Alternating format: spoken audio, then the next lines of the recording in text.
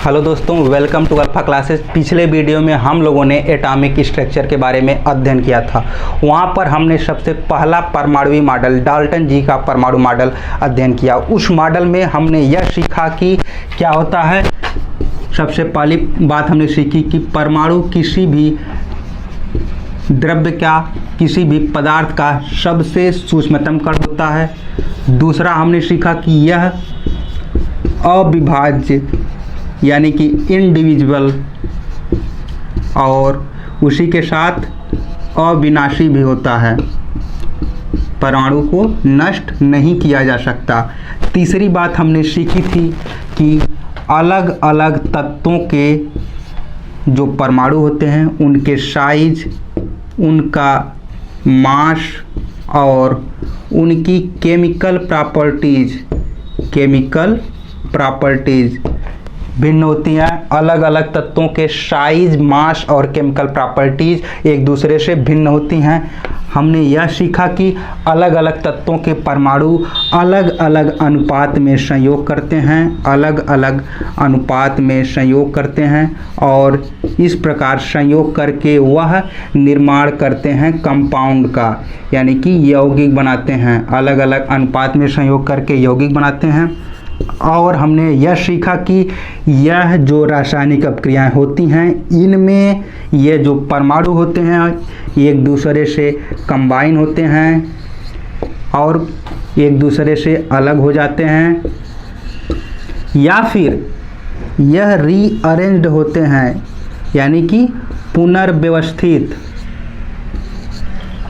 रासायनिक अपक्रियाओं में तत्वों के परमाणु या तो कंबाइन होते हैं या फिर सेपरेट हो जाते हैं या फिर रीअरेंज होते हैं। एक जगह से हटते हैं, दूसरी जगह चले जाते हैं, वहाँ का परमाणु इस जगह पे आके सेट हो जाता है। इस प्रकार हमने यह 5 बातें सीखी थी एटॉमिक स्ट्रक्चर। किसके एटॉमिक स्ट्रक्चर में? डाल्टन जी के परमाणु मॉडल में हमने सीखा था ये 5 बातें। इसमें और मैं 2-3 चीज़ें और याद दिला दूं।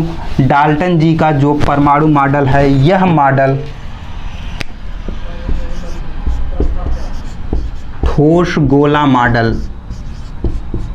गोला मॉडल यानी कि सॉलिड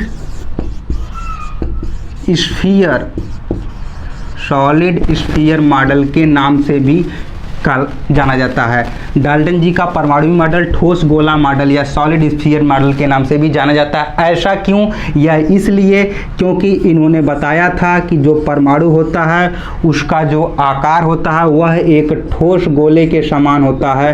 परमाणु का जो आकार होता है वह एक ठोस गोले के समान होता है। इस कारण परमाणु को इनके द्वारा दिया गया परमाणु के बारे में जो मॉडल था उसको ठोस गोला मॉडल भी जाना जाता है। इस मॉडल की कमियां क्या थी? तो हमने सीखा था कि यह मॉडल यह बताए कि परमाणु अविभाज्य है, लेकिन अगले मॉडल में जो थॉमसन जी द्वारा दिया गया है उसमें हम ये सीखेंगे कि परमाणु के छोटे कण भी मौजूद होते हैं, जिसके कारण इनका जो यह पॉइंट था अविभाज्य वाला, यह पॉइंट गलत सिद्ध हो गया, यानी परमाणु को बांटा जा सकता। तो यह इनकी एक पहली कमी थी। दूसरी कमी यह थी कि इनका जो मॉडल था इसने नाभिक की उपस्थिति के बारे में कोई जानकारी नहीं दिया था। इसने सब एटॉमिक पार्टिकल क्या होते हैं? यह जो एटम होता है यह जिन पार्टिकल से मिलकर बना होता है या इसके जो छोटे छोटे कण होते हैं वह सब एटॉमिक पार्टिकल कहलाते हैं। उनके बारे में कोई भी जानकारी नहीं दिया था। मतलब कि अगले मॉडल में जिन नई चीज़ों का हम लोग अध्ययन करेंगे इनमें ये चीज़ें नहीं बताई थी, तो ये सारी चीज़ें इनकी कमियां बन जाएंगी कि इनका मॉडल उन चीज़ों को डिस्कस नहीं कर सकता। तो कमियों के बारे में अध्ययन करना बहुत आसान है। अगले मॉडल की जो उपलब्धियाँ होंगी वह पिछले मॉडल की कमियाँ बन जाएंगी। तो आइए इसके बाद हम लोग अगले मॉडल की ओर चलते हैं। इस मॉडल का ब्रीफ अध्ययन आप लोग पिछली वीडियो में कर चुके हैं। अगर नहीं किए हैं तो हमारे डिस्क्रिप्शन बॉक्स में जाइए, लिंक दिया गया है और वहां से आप पिछले मॉडल के बारे में, जॉन डाल्टन के मॉडल के बारे में अच्छे से अध्ययन कर सकते हैं। आइए मैं अगले मॉडल की ओर आपको ले चलता हूं। तो आइए दोस्तों देखते हैं कि जे थॉमसन जी ने अपने मॉडल में क्या क्या बातें बताई थी। थॉमसन जी का हम परमाणु मॉडल देख लेते हैं। इसमें ये चीज़ हमको याद रखनी है कि थॉमसन जी ने सर्वप्रथम इलेक्ट्रॉन की उपस्थिति का पता लगाया था। यानी कि इलेक्ट्रॉन की खोजकर्ता करने वाले वैज्ञानिक थे थॉमसन जी। हम कुछ पॉइंट के थ्रू पूरा जो है थॉमसन जी का मॉडल याद रखेंगे। तो सबसे पहले थॉमसन जी ने 1897 ईस्वी में एक प्रयोग किया था, कैथोड रे यानी कि कैथोड किरणों को, कैथोड रे ट्यूब एक प्रयोग किया था। इसमें इन्होंने कैथोड किरणों को एक ट्यूब से गुजारा था। इस प्रयोग में, कैथोड रे ट्यूब वाले प्रयोग में, इन्होंने कुछ ऋणावेशित कणों की उपस्थिति का पता लगाया। ऋणावेशित कण मतलब ऐसे पार्टिकल जिनके ऊपर निगेटिव चार्ज पाए जाते हैं। ऋणावेशित कण की उपस्थिति का पता लगाया, जिसको इन्होंने क्या नाम दिया था? इलेक्ट्रॉन।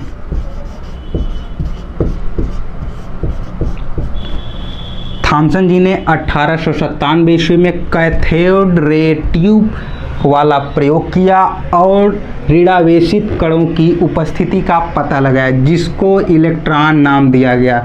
यानी इलेक्ट्रॉन की खोज करने वाले सर्वप्रथम व्यक्ति थे जे थॉमसन। ये हमारे 2-3 पॉइंट जो एग्जाम की दृष्टि से बहुत महत्वपूर्ण हैं, अपने आप तैयार हो जाएंगे। बस देखते रहिए। कैथोड रे ट्यूब 1897 ईस्वी, ऋणावेशित कण जिसका नाम इलेक्ट्रॉन दिया। इसके बाद इन्होंने यह देखा कि यह जो ऋणावेशित कण है इसका द्रव्यमान होता है, यह हाइड्रोजन परमाणु, हाइड्रोजन का जो परमाणु होता है, हाइड्रोजन का परमाणु, इसके द्रव्यमान का, हाइड्रोजन परमाणु का जो द्रव्यमान होता है, इसके द्रव्यमान का कितना गुना होता है? 1/1836वां भाग होता है। हाइड्रोजन का परमाणु इसका जितना द्रव्यमान होता है उसके टोटल द्रव्यमान का 1/1836। देखिए इसको कितना आसानी से याद कर लेंगे। 18 दूना 36, आराम से याद हो जाएगा ना। 18 दूना 36। तो हाइड्रोजन परमाणु का जो द्रव्यमान होता है उसका 1/1836वां भाग होता है इलेक्ट्रॉन का द्रव्यमान। इलेक्ट्रॉन का जो द्रव्यमान होता है हाइड्रोजन परमाणु के द्रव्यमान का 1/1836 गुना भाग होता है। यानी हाइड्रोजन का परमाणु यह अगर इतना बड़ा है तो इसका छोटा भाग होगा इलेक्ट्रॉन। इसका मतलब कि जो परमाणु होता है इससे भी छोटे पार्टिकल होते हैं। यह जो इलेक्ट्रॉन है यह जब परमाणु के अंदर पाया जाता है, इसका मतलब कि अगर यह इतना बड़ा है तो इससे भी छोटा पार्ट तो इसके अंदर मौजूद है। मतलब कि सिद्ध होता है कि परमाणु एक कैसा कण है, परमाणु एक विभाज्य कण है, इसको और छोटे प्रकारों में तोड़ा जा सकता है। इन्होंने यह चीज सिद्ध किया कि परमाणु एक विभाज्य कण है, डिविजिबल कण है, एक ऐसा पार्टिकल है जिसको और छोटे भागों में तोड़ा जा सकता है। इसके पहले हमने सीखा था कि जॉन डाल्टन ने बताया था परमाणु को और छोटा नहीं किया जा सकता, परमाणु अविभाजित है। लेकिन यह चीज सिद्ध कर दी हाइड्रोजन परमाणु का, जब यह इतना छोटा भाग इलेक्ट्रॉन इसके अंदर खुद पाया जा रहा है, मतलब कि परमाणु को और छोटे पार्ट में विभाजित किया जा सकता है। पिछली बातों को गलत सिद्ध करें हम लोग, पिछले एटॉमिक मॉडल को। इनका नया मॉडल अब देखिए कैसे अस्तित्व में आ रहा है। इसके बाद इन्होंने बताया कि परमाणु के ऊपर जो है कि ऋणावेशित कण होता है, लेकिन फिर भी यह विद्युत उदासीन होता है, यह विद्युत उदासीन होता है। परमाणु एक विद्युत उदासीन कण है। ऐसा क्यों? उसके अंदर तो ऋणावेशित कण पाया जाता है। क्वेश्चन उठ सकता है, यह विद्युत उदासीन कण है मतलब अगर यह पॉजिटिव है, पूरा परमाणु पॉजिटिव है, यह पूरा परमाणु पॉजिटिव है, लेकिन जो यह ऋणावेशित कण है इसके अंदर जगह जगह छोटे छोटे पार्ट में पाए जाते हैं। ये इनके थ्रू, ये बातें सही हैं कि गलत हैं ये अभी सिद्ध नहीं है। इन्होंने अपने प्रयोगों के थ्रू यह सिद्ध किया कि पूरा परमाणु धनात्मक होता है, इसके अंदर कहीं कहीं पर ऋणात्मक ऋणावेशित कण पाए जाते हैं, जिसके कारण धन ऋण मिलके पूरे परमाणु को विद्युत उदासीन कर देते हैं। यह थियरी दी गई थी थॉमसन जी के द्वारा। इसको भी हम बाद में गलत सिद्ध करेंगे, लेकिन अगर थॉमसन जी के बारे में पूछा जा रहा है तो उनके सिद्धांत को, उनके मॉडल को समझना जरूरी है। इन्होंने बताया था कि यह विद्युत उदासीन कण है। बस ये 1 2 3 4 5 पॉइंट अपने मन में रखिए, पूरा परमाणु मॉडल आप अपने आप समझ जाएंगे। इन्होंने बताया था कि कैथोड रे ट्यूब वाला प्रयोग किया 1897 ईस्वी में, जहां इन्होंने इलेक्ट्रॉन की खोज की, और उसके बाद इन्होंने पता लगाया कि हाइड्रोजन परमाणु का जो द्रव्यमान होता है उसका 1/1836वां भाग होता है इलेक्ट्रॉन का द्रव्यमान। इससे यह सिद्ध हुआ कि परमाणु के अंदर छोटे कण भी मौजूद होते हैं, और जब छोटे कण मौजूद होते हैं इसका मतलब इसको छोटे पार्ट में तोड़ा जा सकता है, तभी तो छोटे कण मिल रहे हैं। उसके बाद इन्होंने यह बताया कि यह इलेक्ट्रॉन जो है यह ऋणावेशित होता है, लेकिन फिर भी परमाणु विद्युत उदासीन होता है, क्योंकि परमाणु का जो पूरा पार्ट होता है वह धन आवेशित होता है, और उसमें ऋण आवेश के रूप में जगह जगह इलेक्ट्रॉन बिखरे होते हैं। अब आइए ये चीज़ें 5 पॉइंट तो हम लोग देख लेते हैं, उसके बाद एग्जाम से देखते हैं कि कॉम्पिटिटिव लेवल पे कैसे क्वेश्चन आ सकते हैं। तो इनके जो थॉमसन जी का जो मॉडल है, इनके मॉडल को और किस नाम से जाना जाता है? Plum pudding model. ये चीज़ें माइंड में पूरी तरह से बैठाइए। और प्लम पुडिंग मॉडल क्यों इसको कहा जाता है यह मैं अभी डिस्क्राइब कर रहा हूँ। Plum pudding model, plum pudding क्या होता है?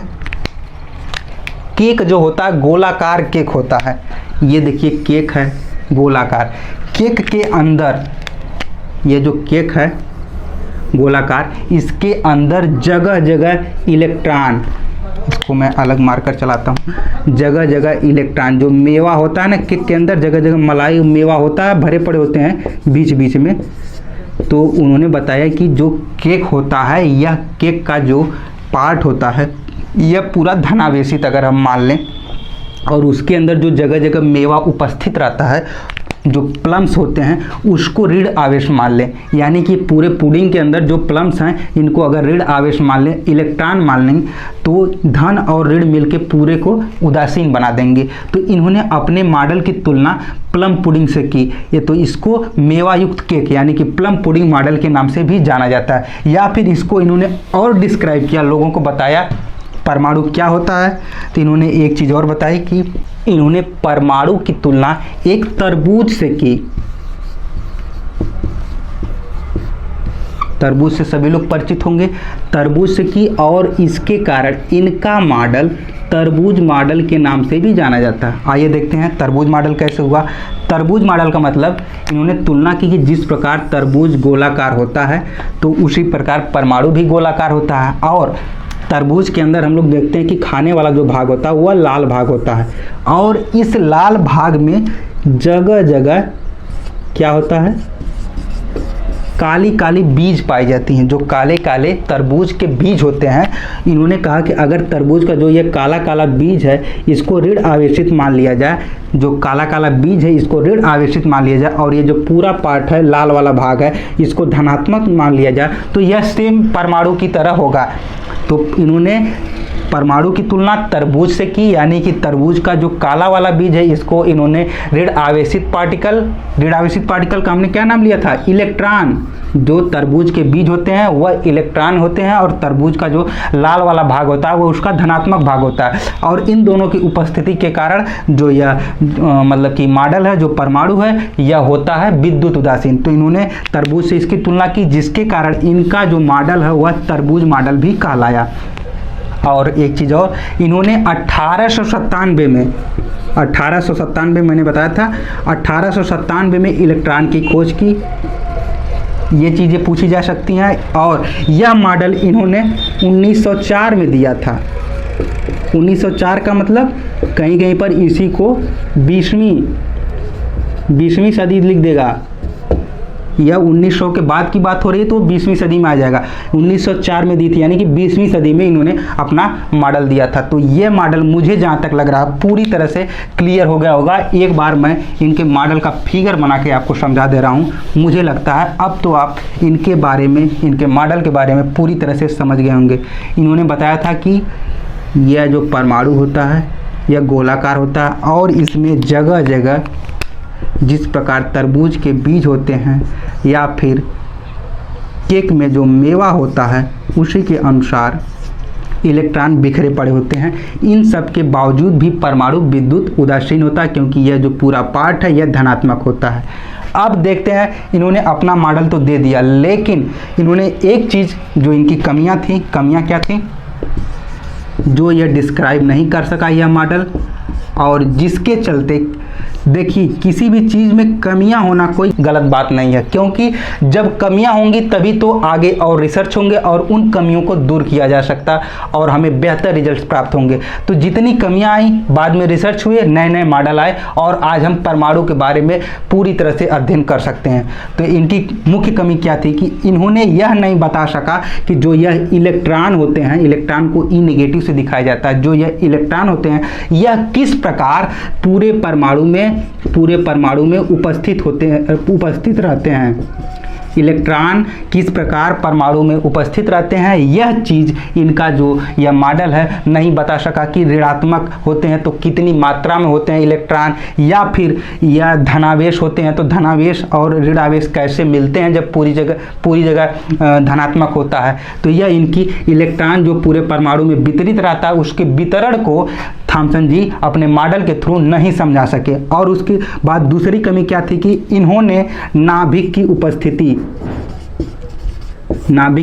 यानी कि हम लोग जानते हैं परमाणु के अंदर नाभिक भी होता है, ये उसकी उपस्थिति को भी नहीं बता सके। और यह परमाणु के जो सब एटॉमिक पार्ट होते हैं, सब एटॉमिक मतलब उप परमाणुवीय पार्टिकल, उप परमाणुवीय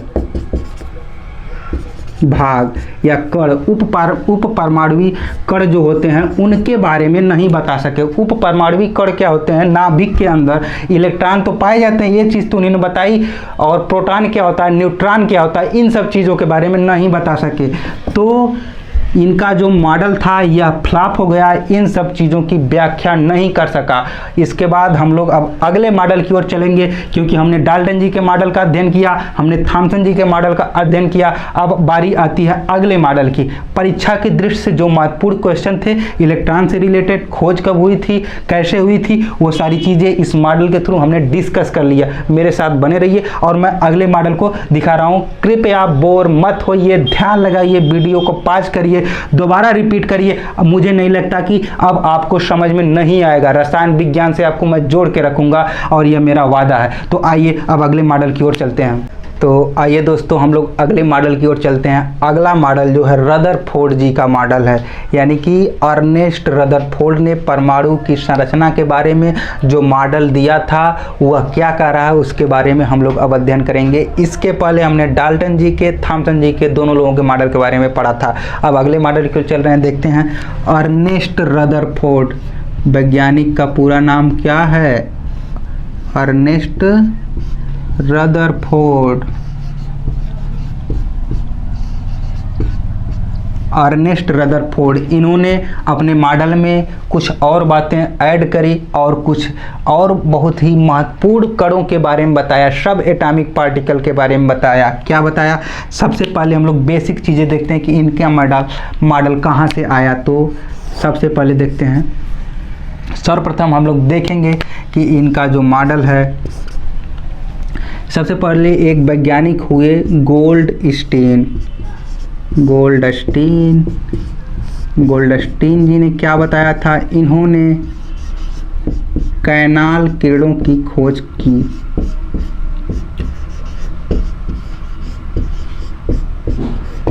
गोल्डस्टीन एक वैज्ञानिक थे, इन्होंने कैनाल किरणों की खोज की। कैनाल किरणों की खोज के समय इन्होंने यह देखा कि यह जो कैनाल किरणें हैं यह किस प्रकार के पार्टिकल से मिलकर बनी होती हैं। कैनाल किरणें धन आवेशित कणों, ऐसे पार्टिकल जिन पर आवेश के रूप में पॉजिटिव कण पाए जाते हैं, ऐसे पार्टिकल जो पॉजिटिव होते हैं अपनी प्रकृति से, तो ऐसे कण कैनाल किरणों में थे। कैनाल किरणों का जो गुण था वह धन आवेशित कणों के जैसा था, यानी कैनाल किरणें धन आवेशित कणों से मिलकर बनी होती हैं। यह चीज़ सबसे पहले गोल्डस्टीन ने बताई थी। और हम जानते हैं कि आगे जो प्रोटॉन के बारे में हम बात करेंगे वह भी धन आवेशित होगा। होगा। लेकिन यहाँ पर किरण के रूप में जो यह धनावेशित कण होते हैं या जो प्रोटॉन होते हैं, इस बात की खोज गोल्डस्टीन ने की थी। लेकिन उसके बाद भी हम प्रोटॉन की खोज करने वाले व्यक्ति के रूप में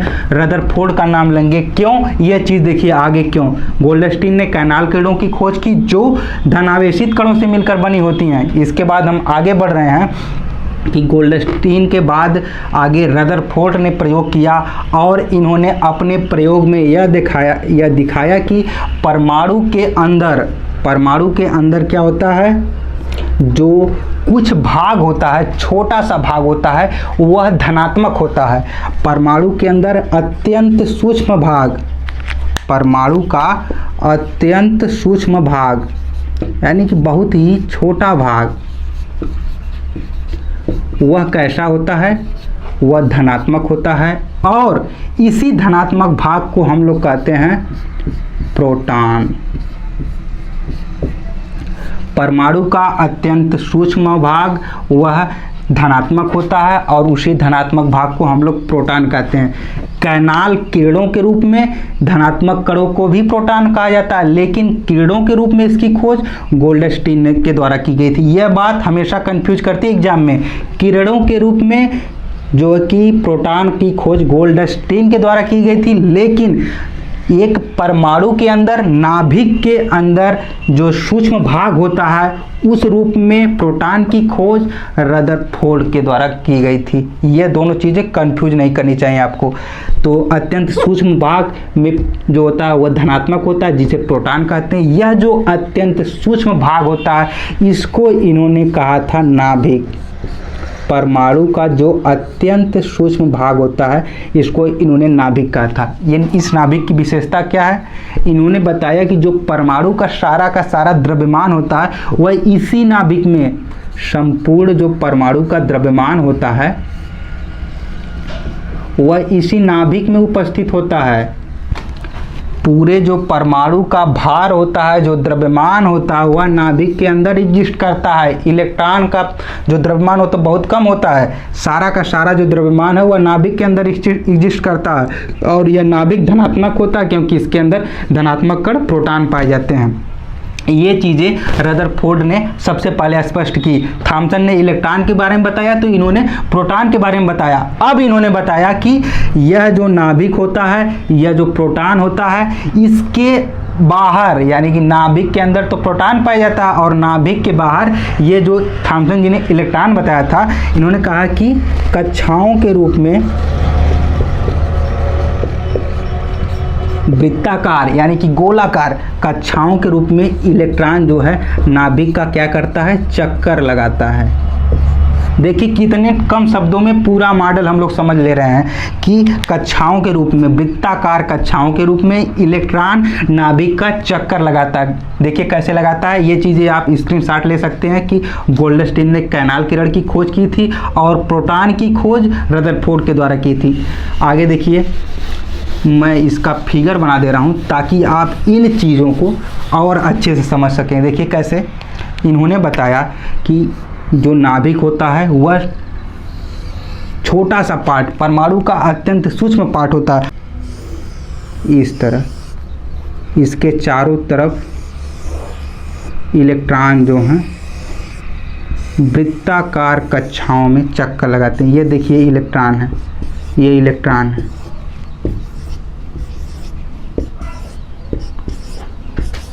ये इलेक्ट्रॉन यहाँ से जाएगा, ऐसे चक्कर लगाएगा, ये इलेक्ट्रॉन ऐसे जाएगा, चक्कर लगाएगा, ये वाला ऐसे लगाएगा। मतलब कि जो परमाणु का अत्यंत सूक्ष्म भाग उसके केंद्र में स्थित होता है और इसी केंद्र में जो ये धनात्मक भाग होता है इसको प्रोटॉन कहते हैं, या जिसको नाभिक भी कहते हैं। यह अत्यंत सूक्ष्म होता है। पूरा परमाणु अगर इतना बड़ा है तो इसका जो नाभिक अत्यंत छोटा होगा और यह इलेक्ट्रॉन इसी नाभिक का वृत्ताकार कक्षाओं में ऐसे चक्कर लगाते हैं। यह भाग धनावेशित होता है, इलेक्ट्रॉन ऋणावेशित होता है, जिसके कारण पूरा का पूरा परमाणु कैसा होता है, विद्युत उदासीन होता है। ये चीज़ें रदरफोर्ड ने स्पष्ट की। तो रदरफोर्ड के द्वारा परमाणु की संरचना कुछ इस प्रकार थी। अब देखिए इसके बाद ये बातें आती हैं कि जब ये सारी चीज़ें इन्होंने स्पष्ट किया तो कमी क्या रह गई इनके मॉडल की। इनके बाद भी हम लोग 2-4 मॉडल के बारे में पढ़ेंगे, तो आखिर इनमें कुछ कमी रही होगी तभी तो अगला मॉडल आया। तो कमियां क्या थी, अब मैं इनके बारे में कमियां बताऊंगा। कमियां देखिए कैसे समझते हैं।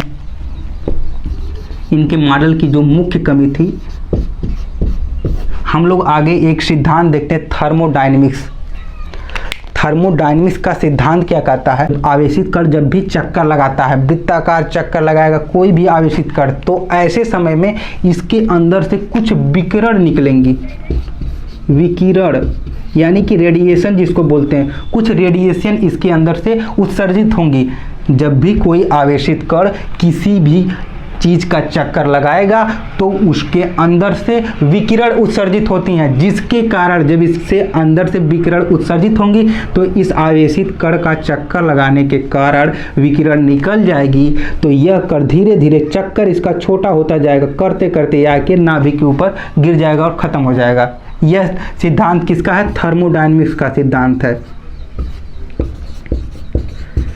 थर्मोडायनेमिक्स का यह सिद्धांत है जो 100% सही सिद्धांत है कि आवेशित कण जब भी चक्कर लगाता है तो वह विकिरण का उत्सर्जन करता है, जिसके कारण उसके जो चक्कर लगाने की जो गति है उसमें कमी आएगी, करते करते वह उस नाभिक में गिर जाएगा। तो इस चीज़ को ये नहीं डिस्क्राइब कर सके रदरफोर्ड जी कि यह इसमें गिरेगा नहीं बल्कि चक्कर लगाता रहेगा, यह चीज़ यह नहीं बताओ, यानी कि थर्मोडायनेमिक्स के सिद्धांत को स्पष्ट नहीं कर सके कि कैसे इलेक्ट्रॉन चक्कर लगाता है। दूसरा, इन्होंने rearrangement of electron, rearrangement of electron, electron किस प्रकार से नाभिक का चक्कर लगाते हैं, इनका व्यवस्था, इनका जो अरेंजमेंट क्या है, ये किस प्रकार से रीअरेंज होते हैं, अरेंजमेंट ऑफ इलेक्ट्रॉन, इनको यह जो है कि पूरी तरह से मॉडल बताने में असफल रहा। तो यहाँ पर भी यह फेल हो गया, अरेंजमेंट को, रीअरेंजमेंट को नहीं बता सका। और यह जो है नाभिक की उपस्थिति तो बताया, लेकिन उसके अलावा यह न्यूट्रॉन के बारे में भी नहीं बता सका। तो यहाँ पर इनका मॉडल फेल हो जाता है। यह इनके मॉडल की मुख्य कमियां रही। हाँ, इन्होंने इस मॉडल की तुलना जो है सौर मॉडल से किया। अपने मॉडल की तुलना इन्होंने सौर मॉडल से किया। जो हमारे सौरमंडल हैं, सौरमंडल में जिस प्रकार जो है कि सूर्य के चारों तरफ ग्रह चक्कर लगाते हैं, तो इन्होंने अपना मॉडल सूर्य से इसका तुलना किया, जिस कारण इसको सौर मॉडल या फिर सोलर मॉडल भी कहते हैं। इसी प्रकार जो बीच में जिस प्रकार नाभिक था, इलेक्ट्रॉन चक्कर लगा रहे थे, उसी प्रकार जो होता है सूर्य होता है और सूर्य के चारों तरफ ग्रह चक्कर लगाते हैं। तो इन्होंने उससे तुलना की, जिसके कारण इनको सौर मॉडल या सोलर मॉडल भी कहा जाता है। तो ये बात भी आप ध्यान रखिए, कहीं कहीं पर भी ये चीज़ें भी पूछी जाती हैं। जिस प्रकार थॉमसन के मॉडल को तरबूज मॉडल या प्लम पुडिंग मॉडल बोला गया, उसी प्रकार इनके मॉडल को सौर मॉडल या सोलर मॉडल भी कहा गया। अब मुझे जहाँ तक लगता है कि आप लोग तीनों मॉडल को अच्छी तरह से समझ गए। हाँ, उपलब्धियाँ क्या थी, हमने देखा कि थॉमसन जी ने इलेक्ट्रॉन के बारे में बताया, रदरफोर्ड जी ने प्रोटॉन के बारे में बताया, लेकिन अब भी पूरी तरह से परमाणु के स्ट्रक्चर को स्पष्ट नहीं किया जा सका। कई कई जगहों पर आकर इनके जो मॉडल हैं वह फेल हो जाते हैं। एक बार हम देख लेते हैं फिर से कि मैंने क्या क्या पढ़ाया। हमने ठोस गोला मॉडल के बारे में अध्ययन किया। ठोस गोला मॉडल किसके द्वारा दिया गया था, जॉन डाल्टन के द्वारा। उसके बाद हमने प्लम पुडिंग मॉडल के बारे में अध्ययन किया, या फिर तरबूज मॉडल के बारे में अध्ययन किया। यह दिया गया था जे थॉमसन के द्वारा। इसके बाद हमने रदरफोर्ड के मॉडल के बारे में अध्ययन किया, जिसको सोलर मॉडल या फिर सौर मॉडल कहा जाता है। तो 3 मॉडल हमने अध्ययन कर लिए। इसके बाद भी कुछ मॉडल अभी शेष रह जाते हैं। वीडियो लंबी ना बने और आप मेरे साथ जुड़े रहिए, इसलिए मैं अगली वीडियो लाऊंगा जिसमें हम और डिटेल में अध्ययन करेंगे। लेकिन अब चूंकि हमने इलेक्ट्रॉन प्रोटॉन के बारे में जान लिया है, तो इसके बाद वाली वीडियो में मैं इलेक्ट्रॉन प्रोटॉन के बारे में विस्तृत जानकारी आपको दूंगा, उसके बाद हम फिर अगले मॉडल की ओर चलेंगे। तो एटॉमिक स्ट्रक्चर के हर एक पॉइंट को आपसे मैं रूबरू कराऊंगा, बस आप मेरे साथ बने रहिए और चीज़ों को इसी तरह समझते रहिए। जहां पर भी कंफ्यूजन हो आप वीडियो को पॉज करिए, जरा सा बैक आइए, उसको फिर से समझिए। नहीं समझ में आ रहा कमेंट बॉक्स में जाइए, आप वहां पर मैसेज टाइप करिए, मैं फिर से एक वीडियो लाऊंगा या फिर मैं उन चीज़ों को पर्सनली जो है कि आपके यहाँ PDF के रूप में सेंड करूंगा। मेरे साथ बने रहिए। Thanks for watching this.